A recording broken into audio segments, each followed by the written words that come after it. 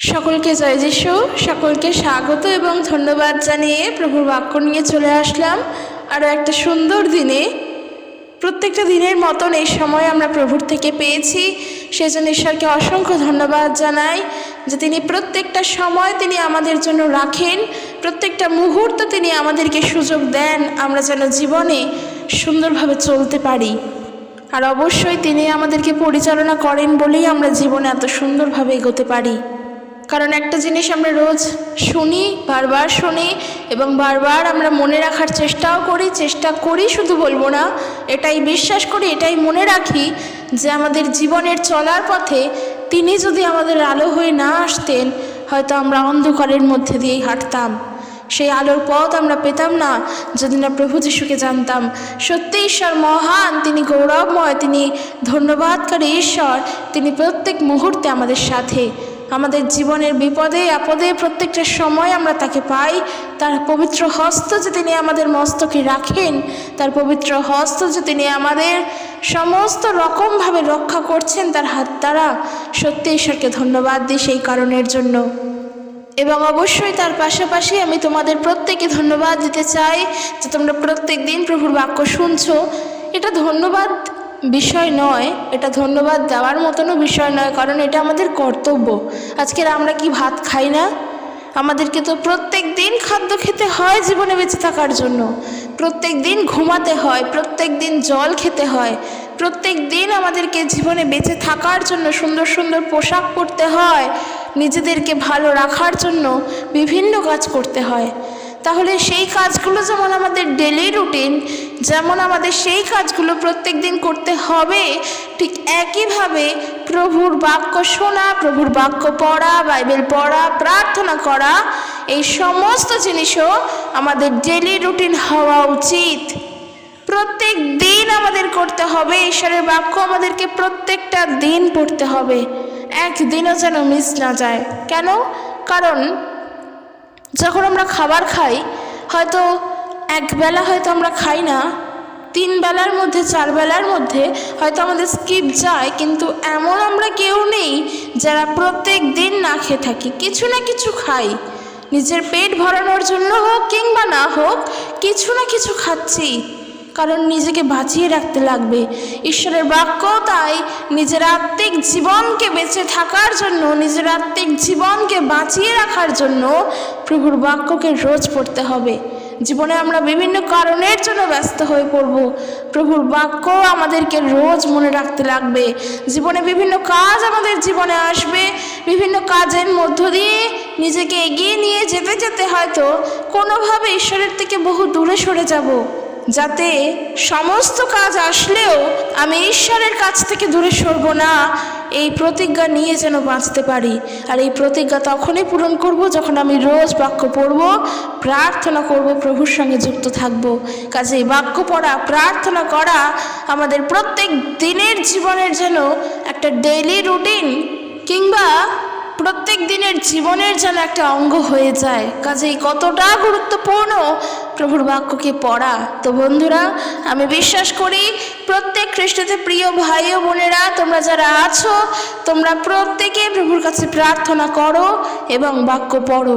আর যদিও বা কখনো কখনো মিস হয়ে যায়, তাহলে বলবো সেই সময়টা বাদ দিয়ে যেই সময়টা ফাঁকা পাও, সেই সময় থেকে সময় বার করে নিয়ে প্রভুর জন্য সময় রাখো।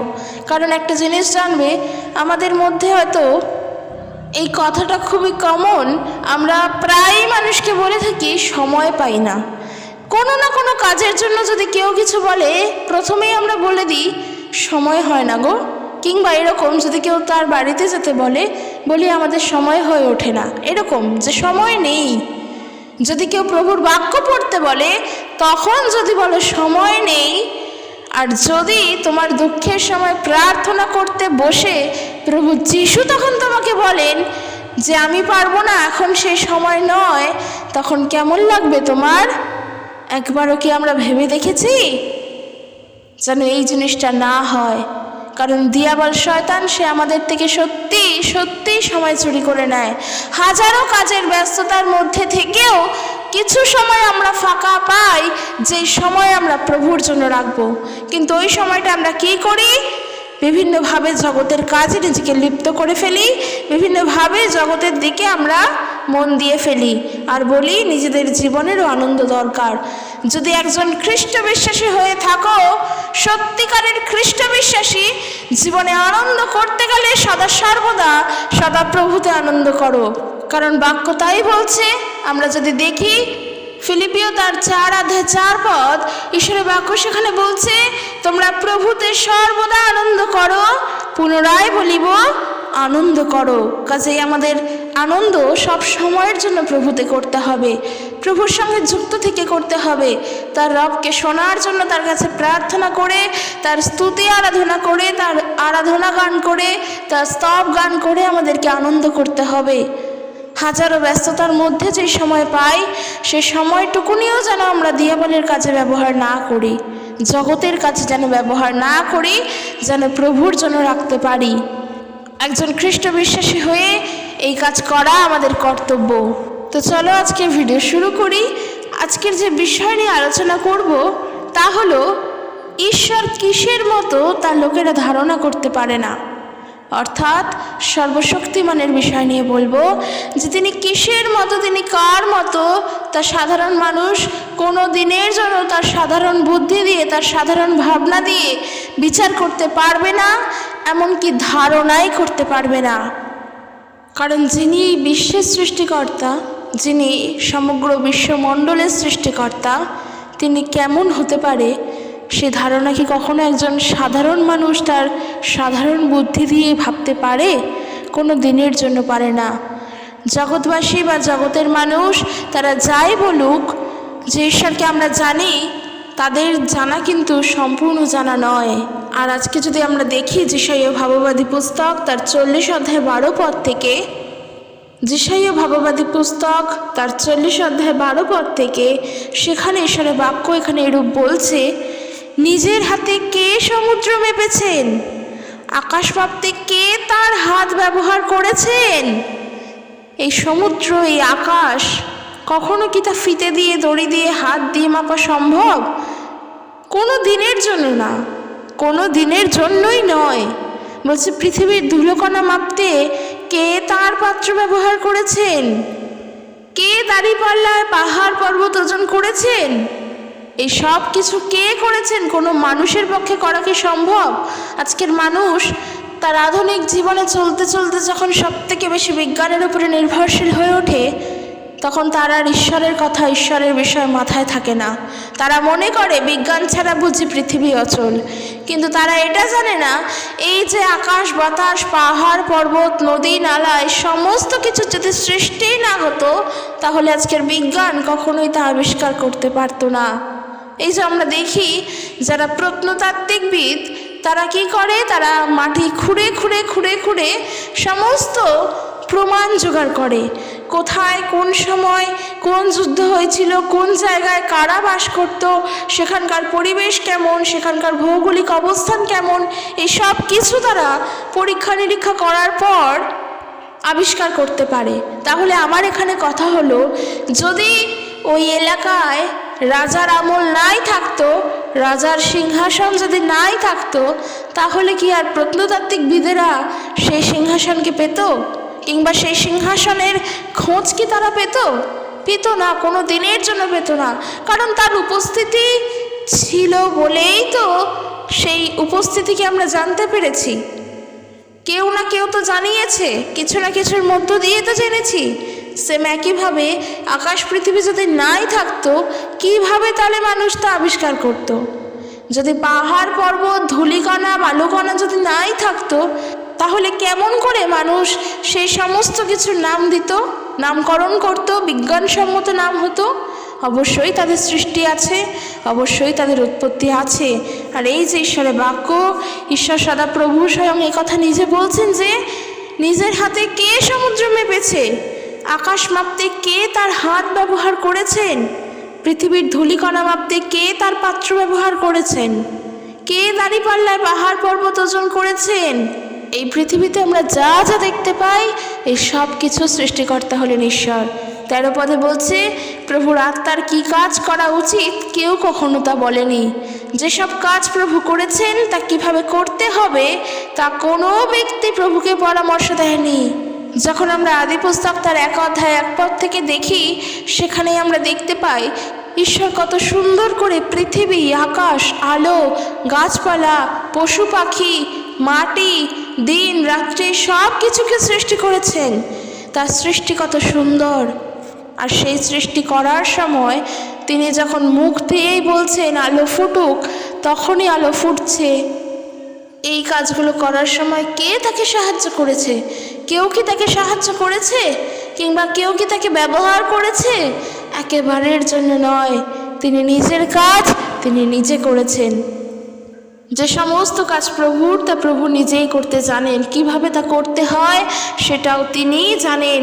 বলছে তাই জন্য কোনো ব্যক্তি কিন্তু প্রভুকে পরামর্শ দেননি। 14 পদে বলছে, প্রভু কি কারোর কাছে সাহায্য চেয়েছেন? কোনো ব্যক্তি কি প্রভুকে ন্যায়পরায়ণ হতে শিখিয়েছেন? কেউ কি কখনো প্রভুকে জ্ঞান দান করেছে? কেউ কি কখনো প্রভুকে জ্ঞানী করে তুলেছে? একেবারের জন্য নয়। কারণ এই সব কিছু প্রভু নিজেই জানতেন। এই জন্য তিনি সর্বজ্ঞানী, তিনি সর্বব্যাপী, তিনি সর্বজ্ঞ,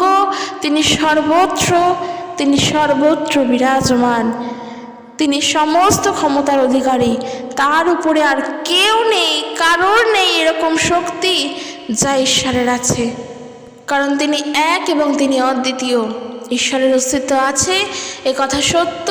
তার অস্তিত্ব না থাকলে আজকের আমরা নিজেরা কোনো কিছুই করতে পারতাম না। কারণ মানুষ নিজেরা কিছুই করতে পারে না। আমাদের মস্তকের একগাছি চুলও সাদা না কালো হবে সেটাও ঈশ্বর জানেন। আমাদের মাথায় কটা চুল আছে তাও প্রভু জানেন। কাজেই আমাদের জীবনের প্রত্যেকটা মুহূর্ত, প্রত্যেকটা পদক্ষেপ ঈশ্বরের জানা। তাই আমরা যেন তার উপরে নির্ভরশীল হয়ে চলতে পারি। দেখো, একটু সাধারণভাবে ভাবি, ঈশ্বরকে নিয়ে যখন আজকের বলছি, ঈশ্বরেরই যখন বিষয়, যখন নিজেকে ঈশ্বরের হাতে সমর্পণ করার কথা বারবার বলা হয়, বাইবেল তাই বলছে যেন আমাদের আত্মাকে আমরা প্রভুর হাতে সমর্পণ করি। একটি উদাহরণের মধ্য দিয়ে তোমাদেরকে বলি।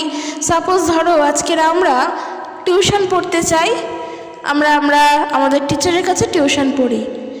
আমরা কেমন পড়াশোনা করছি, আমরা কত দূর পড়াশোনা করতে পারবো, আমরা সেই পড়ার জন্য সক্ষম কিনা, এই সমস্ত কিছুই কিন্তু আমাদের টিচার জানেন। কারণ আমরা তার কাছে টিচিং করছি, আমরা তার কাছ থেকে শিখছি, তিনি আমাদেরকে শেখাচ্ছেন। তাই পরীক্ষা দিয়ে কত নাম্বার আমি পেতে পারি, কতটা আমার যোগ্যতায় আমি পড়ে পরীক্ষা নম্বর পেতে পারি, এই সব কিছু কিন্তু আমার শিক্ষকের জানা। কারণ তিনি আমাকে টিউশন করান। আমার কতটা ক্যাপাবিলিটি আছে সেটা আমার টিচার জানেন। তাহলে আমার কি উচিত?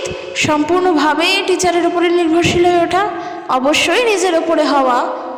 যেহেতু আমি এটা জাস্ট উদাহরণস্বরূপ বলছি, তাই বোঝানোর জন্য বলছি যে আমি কতটা কি লিখতে পারবো কি না পারবো সেটা আমার টিচার জানেন। কাজেই আমি কতটা কাজ করতে পারবো কি না পারবো তার জন্যও আমার কিন্তু আমার শিক্ষকের উপরে নির্ভরশীল হওয়া দরকার।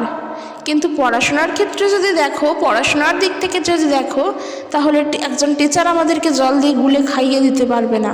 সেটা সম্পূর্ণ সেটা নিজেকেই করতে হবে।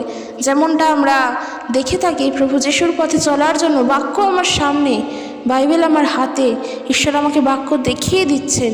তিনি আমার শিক্ষক, তিনি আমাকে দেখিয়ে দিচ্ছেন এইভাবে চলো। এখন আমি যদি না চলি, ইচ্ছার মতন করে যদি আমি নিজের জীবনকে চলাই, তাহলে তো সেটা ঠিক নয়। তাহলে তো ঈশ্বরের অবাধ্য হওয়া, তাকে অবমাননা করা। তর্কের খাতিরে যদি এখানেও মানুষ বলে যে কেন, তোমাকে তো তোমার ঈশ্বরই তার পথে চালনা করবেন, সেই জন্যই তো তিনি তার বাক্য আমার সামনে দেখিয়ে দিচ্ছেন। কিন্তু আমি চলবো কি না সেটা তো আমার উপরেও ডিপেন্ড করছে। তো সেই জায়গায় যদি আমরা না চলি, তাহলে বুঝবো ঈশ্বরের অবাধ্যতায় চলছি। কিন্তু বিষয়টা সেটা নয়, যেটা বলছিলাম যে আমার সমস্ত কিছু আমার শিক্ষক জানেন। একজন হসপিটালের রোগীকে যদি দেখি, তার দায়ভার, তার রেসপন্সিবিলিটি সব কিছু সেই সময়ের জন্য, যখন সে অসুস্থ, ডাক্তারের উপরে থাকে। তার কি খাওয়া উচিত, তার কি খাওয়া উচিত না, তখন কিন্তু আমরা ডাক্তারের পরামর্শ নিয়ে তারপর সেই মতন চলি। অর্থাৎ যেহেতু সে অসুস্থ, যেহেতু সে রোগী, তাই তার দায়িত্ব ডাক্তারের উপর। ডাক্তার তাকে যা ইনস্ট্রাকশন দেবে সে সেই মতো চলবে। ঠিক একই রকমভাবে যিনি সৃষ্টিকর্তা, যিনি এই সমস্ত কিছু সৃষ্টি করেছেন, যিনি আমাকে জানেন, যিনি আমাদেরকে সৃষ্টি করেছেন, তিনি জানবেন না আমরা কেমন? যেটা শুরুতে বললাম, তিনি সর্বশক্তিমান, তিনি সর্বজ্ঞ, তিনি সব জানেন। তাই আমরা কিভাবে জীবনে চলবো সেটা তিনিই জানেন, কিন্তু তিনি কিভাবে চলবেন সেটাও তিনি নিজেই জানেন। সেটা বলার জন্য আমাদের প্রয়োজন হয় না, কারণ ঈশ্বরের বাক্য বলছে, কে প্রভুকে জ্ঞান দান করেছে? কেউ কি কখনো প্রভুকে জ্ঞানী করে তুলতে পারে? একেবারের জন্য না, কারণ এই সমস্ত কিছু প্রভু নিজেই জানেন। আর 15 পদে বলছে যে, দেখো পৃথিবীর সব দেশই একটা ছোট্ট বালতিতে এক ফোঁটা জলের মতো। অর্থাৎ ঈশ্বর তিনি এত মহান, তিনি এত সুন্দর, তিনি এত বৃহৎ, তার সৃষ্টি এত বড় যে সমগ্র এই পৃথিবীতে যা যা দেশ আছে, সে ইউরোপ কান্ট্রির বলো, এশিয়া মহাদেশের বলো, আফ্রিকা মহাদেশের বলো, যেখানে যেখানে যা যা দেশ আছে, এই সব কিছু একটা ছোট বালতিতে এক ফোঁটা জলের মতো। একবার চিন্তা করে দেখো তিনি কত মহান, তার সৃষ্টি কত মহান। আর এই জন্য 17 পদে বলছে, ঈশ্বরের তুলনায় পৃথিবীর সমস্ত জাতিগুলি কিছুই নয়। ঈশ্বরের সঙ্গে তুলনা করো, পৃথিবীর সব দেশই তবে মূল্যহীন। অর্থাৎ ঈশ্বর যা, তিনি বৃহৎ, তিনি মহান, তিনি মূল্যবান, তিনি দামি, তিনি সব থেকে বেশি প্রেশিয়াস, তিনি হলেন রত্ন। অর্থাৎ ঈশ্বরকে যে বুঝবে সে প্রভুকেই বুঝবে। কিন্তু ঈশ্বরের বাক্য বলছে, প্রভুর আত্মাকে কে বুঝেছে, প্রভুর মনকে কে জানে? আমরা কেউ জানি না, কিন্তু এইটা জানি, যখন প্রভু যিশুকে জানি তখন আমরা ঈশ্বরকে জানি। তাই 18 পদে বলছে, ঈশ্বরের সঙ্গে কারোর কি তুলনা করতে পারো? না। বলছে, তোমরা কি কেউ ঈশ্বরের ছবি আঁকতে পারো? একেবারের জন্য না। বলছে, কাঠ অথবা ধাতু দিয়ে কেউ কেউ মূর্তি বানায়, আর সেই মূর্তিকেই তারা দেবতা বলে মনে করে।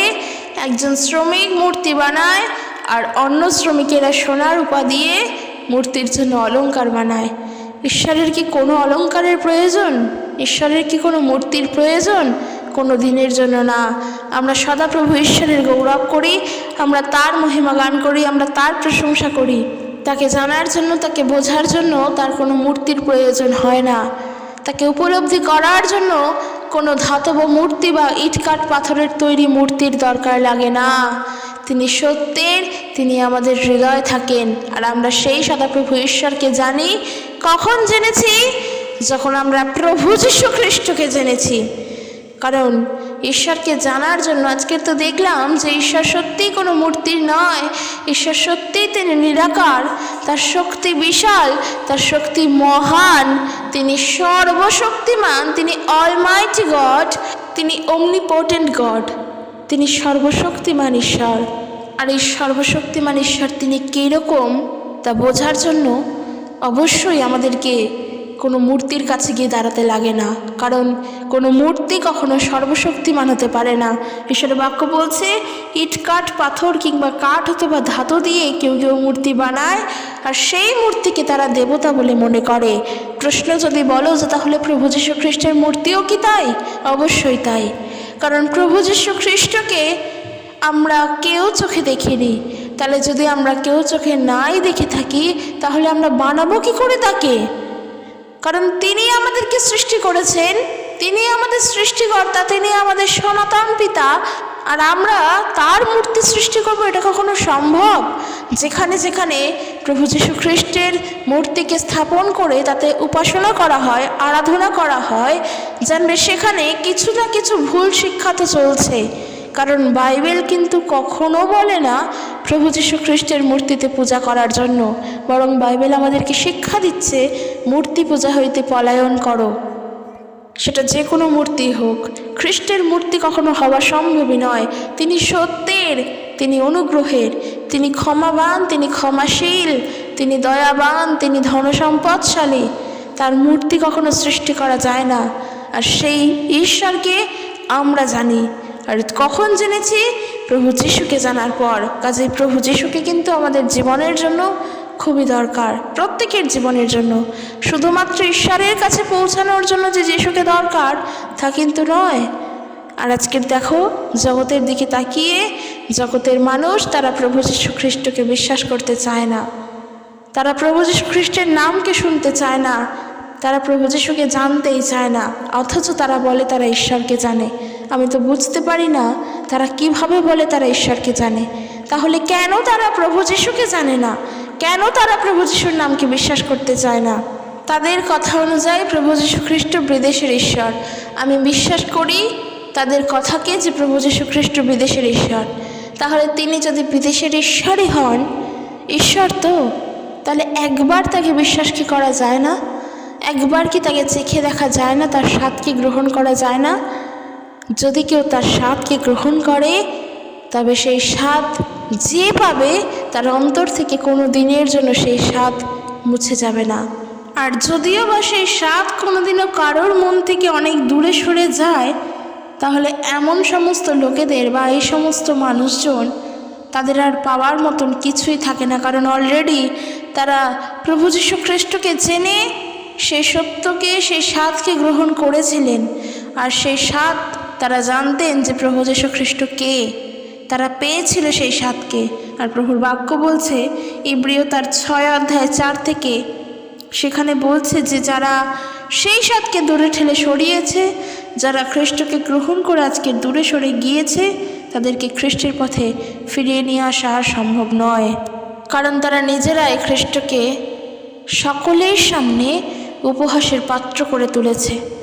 কিন্তু প্রিয় খ্রিস্টদের ভাই ও বোনেরা, ঈশ্বরকে যখন জেনেছি, সত্যের আলোকে যখন জেনেছি, সেই স্বর্গীয় দানের অংশীদারি যখন হতে পেরেছি, তখন আমাদের কর্তব্য শেষ পর্যন্ত সেই আলোতে চলা। শুধুমাত্র আলোকে জেনে বসে থাকবো তা কিন্তু নয়, আলোতে নিজের জীবন যাপন করতে হবে। কারণ বাক্য আমাদেরকে তাই শিক্ষা দিচ্ছে। খ্রিস্ট যিনি আমাদের পাপের জন্য ক্রুশে মৃত্যুবরণ করলেন, আমরা আমাদের সমস্ত পাপ থেকে, সমস্ত ভুল থেকে উদ্ধারপ্রাপ্ত হলাম। যদি খ্রিস্ট না থাকতেন, ঈশ্বরের ইচ্ছা অনুযায়ী যদি প্রভু যীশু না থাকতেন, হয়তো আমরা কোনো দিনের জন্য সেই পথকে পেতাম না। আর এটা অবশ্যই ঈশ্বরের ইচ্ছা, তার ইচ্ছা অনুযায়ী সব কিছু হয়েছে। তিনি যেমনটা চেয়েছিলেন ঠিক সেইটাই তিনি করেছেন। আর সেই জন্য বলছে যে সর্বশক্তিমান ঈশ্বরের মনকে বোঝার সাধ্য কার আছে? আমরা বাক্য পড়েছি যে আমাদের মনের কথা কে জানতে পারে। যতক্ষণ না আমি আমার মনের কথা কারোর কাছে প্রকাশ করছি, ততক্ষণ তো তারা আমাদের মনের ভিতরে সমস্ত কথা জানতে পারবে না। আমার মনে কার বিরুদ্ধে কী চলছে বা আমি কার সম্পর্কে কেমন ভাবি, এই সব কথা যদি আমি নিজের মুখে না জানাই, সে কোনো দিনের জন্য জানতে পারবে না। ঠিক একইভাবে ঈশ্বরের আত্মার কথা আমরা সাধারণ মানুষ বুঝবো কী করে? তার আত্মা আমাদের জন্য কি করতে চান, তিনি আমাদের জন্য কি চান, সত্যি বোঝা সম্ভব নয়। কিন্তু তার কাজকে বুঝতে গেলে, তাকে জানতে গেলে আমাদের কর্তব্য কি? প্রার্থনা করা, প্রার্থনায় জীবনযাপন করা, প্রার্থনার মধ্য দিয়ে প্রভুর কাছে জানতে চাওয়া যে প্রভু তুমি আমার জীবনের জন্য কি চাও, আমার জীবনের জন্য তোমার কি ইচ্ছা।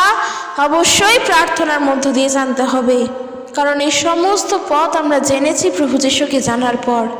কাজেই তিনি আমাদের জীবনের জন্য সব থেকে আগে প্রয়োজন। প্রভুর বাক্য আমাদেরকে তাই শিক্ষা দিচ্ছে যেন নিজেদের জীবনের জন্য সর্বপ্রথম আমরা ঈশ্বরের বিষয় চিন্তা করি, ঈশ্বরকে স্থান দিই। কারণ একজন খ্রিস্ট বিশ্বাসী হয়ে সত্যের পথে এগোও, মিথ্যার পথে নয়। একজন খ্রিস্ট বিশ্বাসী হয়ে আলোর পথে দৌড়াও, অন্ধকারের পথে নয়। একজন খ্রিস্ট বিশ্বাসী হয়ে নিজেকে সকলের কাছে নত রাখো, নম্র রাখো, এবং তোমার ভদ্র আচার ব্যবহার যেন দয়ালু হয় প্রত্যেকের প্রতি। কারণ গতকাল আমি তোমাদের সঙ্গে শেয়ার করেছিলাম উত্তম চরিত্রের বিষয়। একেবারেই তাই, আমরা যেভাবে চলবো, যেমনভাবে জীবনযাপন করব, তাতে নিন্দা কিন্তু আমাদের খ্রিস্টের হবে। অথচ লোকের সামনে আমি দেখাচ্ছি আমি খুব সুন্দরভাবে প্রভুতে চলি, আমার কাছে প্রভুর বাক্য আছে, প্রভুর বাক্য আমি জানি। অথচ যখন আমি সকলের সামনে না থেকে একা একা জীবনে চলছি, আমি কিভাবে চলছি সেটা আমার ঈশ্বর জানেন। কারণ ঈশ্বর তিনি অন্তর্যামী, তিনি সব সময় সমস্ত কিছু দেখতে পান। তার চোখে কোনো কিছু এড়িয়ে যায় না। আমি কি করছি, আমি কি করি, তা ঈশ্বর জানতে পারেন। তাই আমাদের কোনো কাজের দ্বারা যেন ঈশ্বর নিন্দা না হয়, কারণ আমরা যা করব সবটা ঈশ্বর দেখতে পারবেন। আমরা সকলের কাছে একরকম আর নিজের জীবনে আরেক রকম, এটা কিন্তু ঈশ্বরের চোখে যে আমরা মনে করি অধরা, তা কিন্তু নয়। এই মুহূর্তে দাঁড়িয়ে আমি কি করছি সেটা আমার ঈশ্বর জানতে পারছেন। এই মুহূর্তে দাঁড়িয়ে তুমি প্রভুর বাক্য শুনছো আমার থেকে, আর তোমার মন কি চিন্তা করছে সেটাও ঈশ্বর জানতে পারছেন। খুব সাবধানে প্রভুর শিক্ষায় আমাদেরকে চলতে হবে। সত্যি আমরা যদি দেখি রোমিও তার 11 অধ্যায় 33 পদ থেকে ঈশ্বরের বাক্য, সেখানে সাধু পৌল তিনি এরকম লিখছেন যে হ্যাঁ, ঈশ্বর তার করুণায় কত ধনবান, তার জ্ঞান ও প্রজ্ঞা কত গভীর, তার বিচারের ব্যাখ্যা কোনো দিনের জন্য কেউ করতে পারে না, তার পথ সকল কেউ বুঝতে পারে না। যেমন শাস্ত্র বলছে কি, প্রভুর মন কে জেনেছে, কেই বা তার মন্ত্রণাদাতা হয়েছে, যেটা আমরা পড়লাম যিশাইয়া তার 40 অধ্যায়। আর কেই বা প্রথমে ঈশ্বরকে কিছু দান করেছে?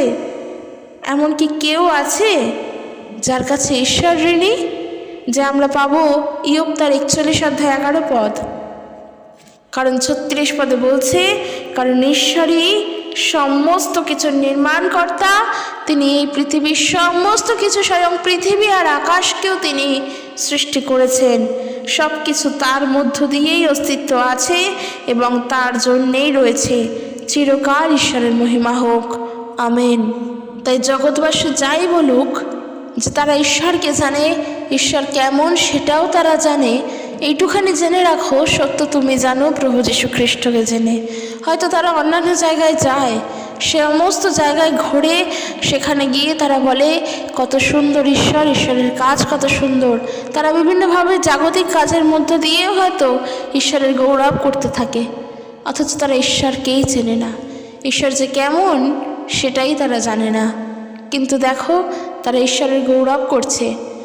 তো আমার কথা হলো, সত্য না জেনে আমরা কিচ্ছু করব না, সত্য জানবো, তারপর আমরা সব কিছু করবো। যেমনটা এই যে আমরা পড়লাম যে ঈশ্বর তিনি হলেন সর্বক্ষমতার অধিকারী, তিনি সমস্ত কিছু করতে পারেন, তার হাতে সব কাজ আছে, সমস্ত ক্ষমতা আছে।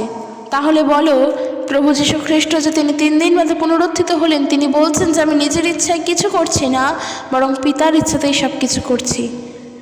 তার সেই পরাক্রম, মৃত থেকে জীবিত হয়ে ওঠার যে শক্তি, এই সব শক্তি ঈশ্বর তাকে প্রদান করেছেন। একজন মৃত মানুষকে জীবন্ত করতে পারেন ঈশ্বর। আর অবশ্যই এটা বলো না যে মৃত্যু থেকে জীবন যারা পায় তারাই আমাদের ঈশ্বর, একেবারে এর জন্য নয়। কারণ বাইবেল কি বলছে প্রভু যীশু সম্পর্কে? তিনি আমাদের জন্য 3 দিন বাদে পুনরুত্থিত হয়েছেন এবং তিনি জীবিত হয়েছেন। আর বাক্য বলছে যিনি আর কোনো দিনের জন্য মৃত্যু হবে না, তার কোনো দিনের জন্য মৃত্যু হবে না। তিনি সত্য, তিনি সত্যের, তিনি জ্যোতির, তিনি পবিত্রবান, তিনি মহাপবিত্র। আর সেই পবিত্রতমকে আমরা জেনেছি, সেই প্রভু যীশু খ্রিস্টকে আমরা জেনেছি। আর আজকের প্রভু যীশু খ্রিস্টকে জানার পর ঈশ্বরকে জানতে পেরেছি যে সত্য ঈশ্বর তিনি কত মহান, তিনি আমাদের সৃষ্টিকর্তা। তাই তার মনকে বোঝা, তাকে উপলব্ধি করা, তার অন্তরকে জানা আমাদের পক্ষে সম্ভব নয়। শুধু এটুখানি জেনে রাখো যে ঈশ্বর আমাদের সঙ্গে প্রত্যেক মুহূর্তে আছেন, আমাদের প্রত্যেক কাজের সময় তাকে আমরা পাই, আমাদের প্রত্যেক ব্যবহারের সময় তাকে আমরা দরকারে পেয়ে যাই। আর তিনি যদি ডাইরেক্ট সমস্যার সমাধান আমাদেরকে না করেন, কারোর না কারোর মধ্য দিয়ে তো তিনি তা কাজ করান। দেখা যায় হয়তো আমাদের সব থেকে যে বেশি শত্রু, তার মধ্য দিয়ে ঈশ্বর কাজ করছেন। কারণ ঈশ্বর তিনি কখন কাকে কীভাবে পরিবর্তন করতে চান সেটা ঈশ্বর জানেন। সেটা সাধারণ মানুষের চিন্তাধারা সম্পর্কে চিন্তাধারা দিয়ে বোঝাও সম্ভব নয়। তাই আমরা শুধু প্রভুর কাছে প্রার্থনা জানাবো যে সর্বশক্তিমান ঈশ্বর, প্রভু তোমাকে ধন্যবাদ জানাই যেন আমরা যখন তোমাকে জানতে পেরেছি, সারাটা জীবন যেন তোমার পথে চলতে পারি, শেষ দিন পর্যন্ত যেন তোমার উপরে আস্থা রেখে জীবনে এগিয়ে চলতে পারি। কারণ তুমি আমাদের আশা, তুমি আমাদের ভরসা, তুমি আমাদের সমস্ত কিছু। আমরা প্রার্থনা করি আমরা প্রত্যেকে যেন তোমার আজ্ঞাবহ হয়ে চলতে পারি, তোমার আজ্ঞা পালন করে চলতে পারি। কারণ তোমার বাক্য বলছে সেই ব্যক্তি সব থেকে বেশি প্রকৃত সুখী যে কিনা ঈশ্বরের আদেশ পালন করে চলে। হ্যাঁ প্রভু, তুমি যা শিক্ষা দাও আমরা যেন সেই মতন করে চলতে পারি, আমরা যেন সমস্ত তোমার শিক্ষাকে পালন করে চলতে পারি, তোমার শিক্ষাকে নিয়ে জীবনের জন্য এগোতে পারি। তো বন্ধুরা, চলো একবার প্রার্থনা করি সর্বশক্তিমানের কাছে। আমি তোমাদের প্রত্যেকের জন্য প্রার্থনা করতে চাই এই মুহূর্তে। সর্বশক্তিমান ঈশ্বর প্রভু যীশু, তোমাকে ধন্যবাদ জানাই, তোমার গৌরব, তোমার প্রশংসা করি। এই সুন্দর সময় তুমি প্রত্যেককে দিয়েছো, আর একটি বারের জন্য এই সুন্দর সময়কে আমরা পেয়েছি, সেই জন্য তোমাকে ধন্যবাদ দিই। এখানে যারা যারা তোমার বাক্য শুনছে আমার কাছ থেকে, এবং তুমি আমাকে এই সময় সাহায্য করেছো তোমার বাক্য বলার জন্য, সেই জন্য তোমাকে ধন্যবাদ দিই। হাজারো বাধা বিপত্তি থাকে প্রভু, তারপরেও যে তুমি আমাদেরকে বেছে নাও তোমার কাজ করার জন্য, তাই জন্য তোমাকে ধন্যবাদ দিই। যাদের তোমার কাজ করার ইচ্ছা, সেই আগ্রহ থাকে প্রভু, তাদেরকে তুমি জানো, আর তাদেরকে সেই মতনভাবেই তুমি ব্যবহার করো। যার জীবনে বিভিন্ন দুঃখ কষ্ট সমস্যার মধ্য দিয়ে রয়েছে, এখানে যারা যারা আছে, যাদের মধ্যে সব থেকে বেশি সমস্যা রয়েছে প্রভু, তাদেরকে তুমি আশীর্বাদ যুক্ত করো প্রভু। এখানে যারা যারা আছে তারা বিভিন্ন সমস্যার মধ্যে জর্জরিত, কারোর হয়তো পরিবারের শান্তি নেই, কারোর হয়তো জীবনে শান্তি নেই, কেউ হয়তো তোমাকে পাওয়ার জন্য ব্যাকুল, কারোর হয়তো আর্থিক সমস্যা ভালো না প্রভু। আমরা জানি না কার কি সমস্যা, আমরা জানি না কার জীবনে কত বড় সমস্যা প্রভু, কিন্তু তোমার পক্ষে কোনো কিছু অজানা নয়। তুমি সব কিছু জানো, তুমি সর্বজ্ঞ, তুমি সমস্ত কিছু জানো পিতা। কার কী সমস্যা, এখানে কে কতদিন পর্যন্ত তোমাকে জেনেছে এবং কে কতটা সুন্দরভাবে তোমার পথে চলতে পারবে প্রভু, তা তোমার পক্ষে জানা। কার জীবনে চাকরি নেই, কার জীবনে সংসারে শান্তি নেই, যাদের জীবনে অসুস্থতা প্রভু, সব কিছুকে তোমার হস্তে রাখি। তবে তুমি শুধুমাত্র আমাদের সুস্থতার জন্য নও, তুমি আমাদের জীবনের জন্য, তুমি আমাদের প্রত্যেক মুহূর্তের জন্য। তাই আমি তোমার কাছে প্রার্থনা করি, তোমার যেমনটা ইচ্ছে তুমি আমাদেরকে চালনা করো। আমরা যেন প্রত্যেকে একত্রিত মিলে তোমার উপাসনা গান, তোমার আরাধনা গান করতে পারি। আমরা যেন প্রত্যেকে একত্রিত হয়ে থাকতে পারি, আমাদের এই আত্মা যেন তোমার গৌরব করতে পারে। এই প্রার্থনা ত্রাণকর্তা প্রভু যিশুর নামে চাই, আমেন। তো বন্ধুরা, আজকে যে বিষয় নিয়ে আলোচনা করলাম, যে ঈশ্বরকে কে জানতে পারে বা কে বুঝতে পারে, তো একটু যদি ছোট করে বলি, প্রথমত বলবো ঈশ্বর হলেন আত্মা। ঈশ্বরকে জানার ক্ষমতা বা বোঝার ক্ষমতা আমাদের কারোরই নেই, কিন্তু তাকে চোখেও দেখা যায় না। তবে তার কি অস্তিত্ব নেই? অবশ্যই অস্তিত্ব আছে, তার অস্তিত্ব আছে, আর তা আমরা উপলব্ধি করতে পারি। প্রভুর বাক্য বলছে, বাতাস কোন দিক থেকে কোন দিকে বয়, পূর্ব থেকে আসে নাকি পশ্চিম থেকে আসে, তা কিন্তু আমরা কেউ জানি না। ঠিক একইভাবে ঈশ্বর, তিনি আমাদের জন্য আছেন, তিনি আমাদের জন্য, আমাদের জীবনের জন্য, আমাদের ভবিষ্যতের জন্য কি করবেন সেটাও একমাত্র তিনি জানেন, আর কেউ আমরা তা ধরতে পারি না। শুধুমাত্র আমরা প্রার্থনা করতে পারি, প্রভুর যেমনটা ইচ্ছা তুমি আমাদের জীবনের জন্য তাই করো। কিন্তু জগতের মানুষ তোমাকে জানে না, তারা যেন তোমাকে জানতে পারে। তোমার ইচ্ছাই আমাদের সকলের জীবনের জন্য পূর্ণ হোক। কারণ আমরা প্রার্থনা এটাই করি যে আমরা নিজের ইচ্ছায় নয়, কিন্তু ঈশ্বরের ইচ্ছায় চলি। আমরা প্রার্থনা এটাই করি, আমরা নিজের জ্ঞানের উপরে নয়, কিন্তু প্রভুর জ্ঞানের উপরে নির্ভর করে থাকতে পারি। আমরা নিজেদের মন মতো নয়, ঈশ্বরের ইচ্ছা অনুযায়ী জীবনে চলবো। আমরা কি করব না করব সবটা প্রভু দেখতে পান। তাই একজন খ্রিস্ট বিশ্বাসী হয়ে যখন ঈশ্বরকে জেনেছি, একজন খ্রিস্ট বিশ্বাসী হয়ে যখন প্রভু যিশুকে জানার পর যখন প্রভুর পথকে জেনেছি, তখন অবশ্যই কর্তব্য তার পথেই আমাদেরকে চালনা করা এবং সেই দিকে ধ্যান দেওয়া, আর সেখান থেকে সত্যকে গ্রহণ করা। তো চলো আজকের ভিডিও এখানে শেষ করছি। ভিডিওটি কেমন লাগলো জানিও, যদি ভালো লাগে অবশ্যই শেয়ার করে দিও। আর প্রত্যেকে সুস্থভাবে থাকো, ঈশ্বরের বাক্য অনুযায়ী নিজেদের জীবনকে পরিচালনা করো, ঈশ্বরের হস্তে রেখে, যে তিনি যেমনটা চান আমরা যেন সেভাবেই চলি। ঈশ্বর তার আপন বাক্যে প্রত্যেককে আশীর্বাদ করুক। জয় যিশু, প্রেজ দ্য লর্ড।